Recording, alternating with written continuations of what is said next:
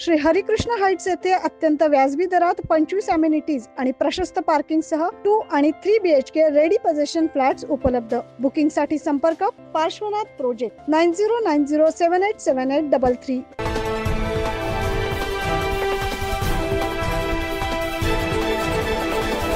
मराठा समाजाचे नेते मनोज जरांगे पाटील यांनी मराठा समाजाला ओबीसी प्रवर्गातून आरक्षण मिळावे तसेच सगळे सोयऱ्यांच्या कायद्याची अंमलबजावणी करावी या मागणीसाठी 10 फेब्रुवारी पासून उपोषण सुरू केले।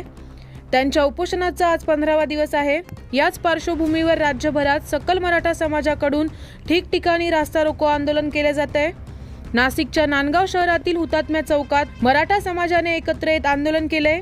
यावेळी मराठा समाजाची शिंदे फडणवीस सरकारने फसवणूक केली, मुख्यमंत्री, उपमुख्यमंत्री, अन्न नागरी पुरवठा मंत्री यांच्या विरोधात आंदोलकांकडून घोषणाबाजी करण्यात आली आहे।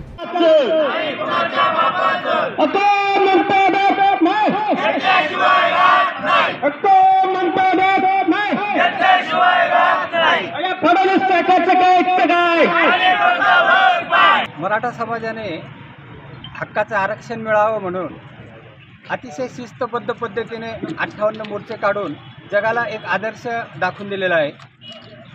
मराठा समाजाचे सर्वोच्च नेते सन्माननीय मनोजदादा जरांगे साहेब यांच्या सूचनेनुसार आज आम्ही हे रास्ता रोको आंदोलन करत आहोत। मराठा समाजाची प्रत्येक वेळेला असलेली भूमिका,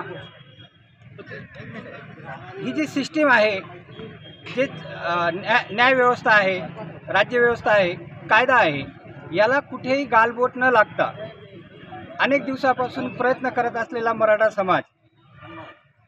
समाजाचे नेते असलेले मनोजदादा यांना जेव्हा वाटलं की राज्य सरकारने 10% घोषित केलेलं आरक्षण ही समाजाची शुद्ध फसवणूक आहे आणि त्या फसवणुकीचा विरोध म्हणून तसेच भीमराज लोखंडे, विशाल वडगुले, विष्णू चव्हाण, संतोष गुप्ता, महेंद्र बोरसे, रमेश बोरसे, विलास यासह असंख्य मराठा समाज बांधवांनी रास्ता रोको केला। यामुळे नांदगाव नाशिक महामार्गावर वाहतूक कोंडी होऊन वाहनांच्या लांबच लांब रांगा लागल्या होत्या। नांदगाव पोलीस निरीक्षक प्रीतम चौधरी यांच्या मार्गदर्शनाखाली सहाय्यक पोलीस निरीक्षक सुनील बडे, उप पोलीस निरीक्षक संतोष महाकर, मनोज वाघमारे, पोलीस हवालदार विनायक जगताप, साईनाथ आहेर, दशरथ मोरे, सचिन आहेर, गोपनीय दत्ता सोनवणे, अनिल शेरेकर यांनी चोख बंदोबस्त ठेवला आहे।